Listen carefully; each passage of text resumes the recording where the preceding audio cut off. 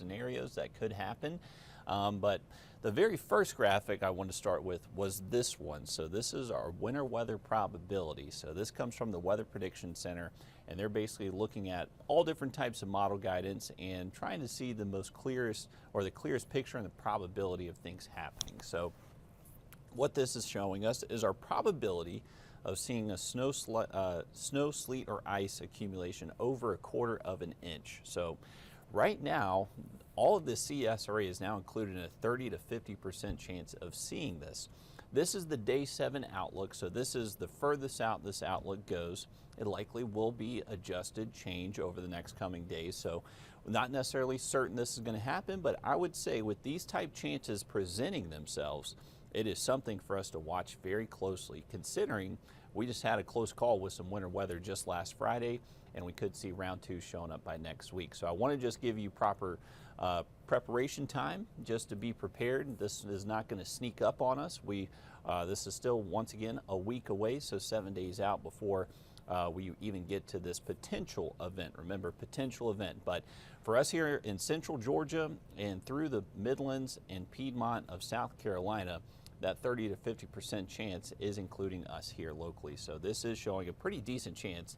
The highest chance I have seen here in this forecasting chair since I've been here this far out. So I would say if you compare this to the event we just saw and what it looked like 7 days prior, we are in the 10 to 30% chance for that event that just hit us. Now, the fact that we're in the 30 to 50% chance this far out, maybe a little bit better and clearer signal that there could be some winter weather in our future next week. So let's get into it. I think the biggest thing we have confidence in is that it is going to be downright cold next week, and it's going to stay at normal or below normal the rest of this week. So we have started off 2025 well below average. We've actually had a majority of our mornings waking up below freezing, and we got even colder air heading our way into this 6 to 10 day outlook. So between January 20th and January 24th, that is showing an outlook of well below average temperatures and a high chance of seeing those. So that's checkbox number 1. We have to have the cold air in place. Looks like it is going to be there.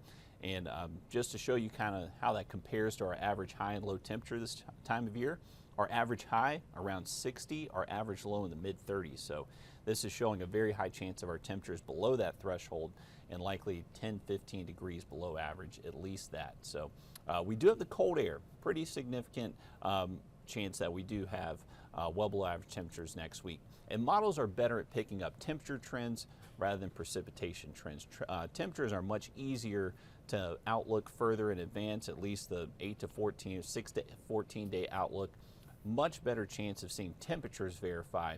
It's the precipitation to where it gets very tricky. So I'm looking at a lot of different models, and it's showing this big upper level trough swinging through the area by the middle of next week. So that upper level trough, that's what's going to bring down the cold air. It's going to help drive our surface low that potentially could develop in the Gulf of Mexico and eventually track it through the region. Scenario 1, this upper level trough digs far enough south, it hits the Gulf, it's able to develop an area of low pressure in the Gulf of Mexico that tracks south of us and rides up the Georgia and Carolina coastline. With that outlook, that brings us a very high chance of winter weather. Some definitely models are showing that potential. But the thing is, we do have to wait in that there's plenty of other models showing that there's just no low developing. So these are kind of our two scenarios. The low pressure does develop in the Gulf and it brings us winter weather, or we just don't really see a substantial low pressure system develop with this trough digging south, and there's just no winter weather because there's no low pressure that developed. The time frame right now, once again, between Tuesday, Wednesday, but now that I'm looking at some later in the day updates from specifically the GFS American model, it shows the potential for winter weather maybe extending even into Thursday next week. So right now, a week out, I would say Tuesday to Wednesday kind of the time frame, but now that some later updates are coming through this afternoon, showing a little bit later, maybe into Thursday. So that's the thing. We don't have a lot of details or confidence on what's going to happen next week. We need to start seeing some better frequency and some better consistent trends in model guidance. We don't necessarily have that just yet, but I would say most of the updates I'm seeing from the Euro and the GFS model do show this low pressure developing in the Gulf of Mexico. All right, what we're going to look at here next, this is looking at our ensemble forecast for seeing greater than an inch of snow.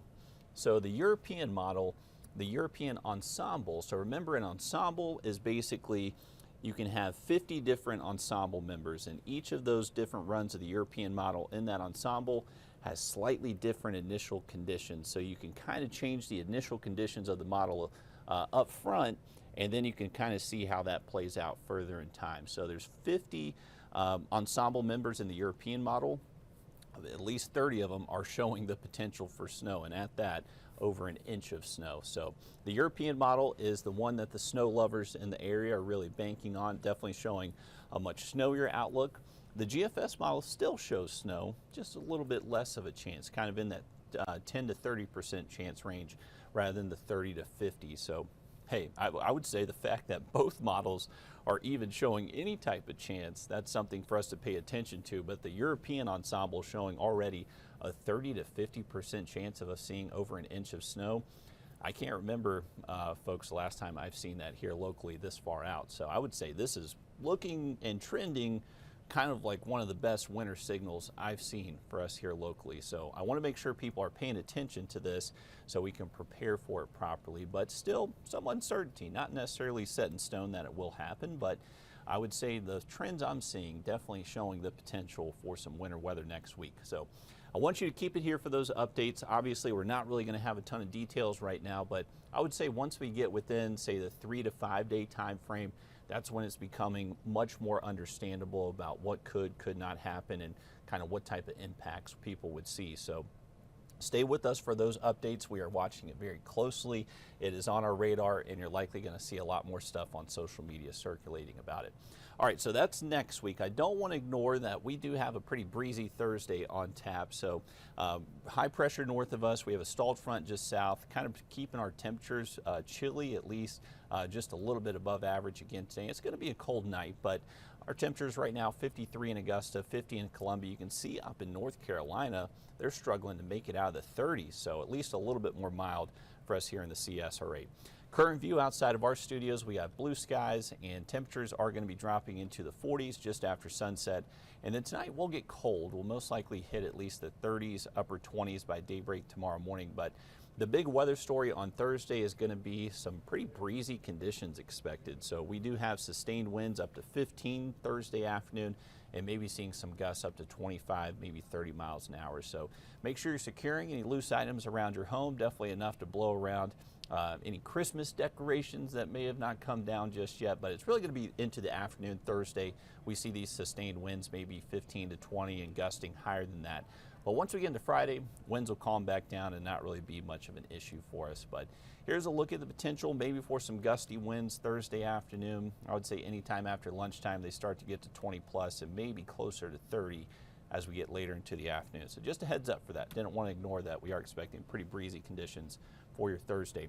And rain for the weekend. Rain does look likely Saturday. That'll be our next front pushing through, but temperatures will be well above freezing. So that will be liquid rainfall for the weekend. It's next week, Tuesday into Wednesday. We're having to keep that chance for maybe some concerns. So make sure you're keeping it here for those updates, and we'll be here in the Weather Center tracking it.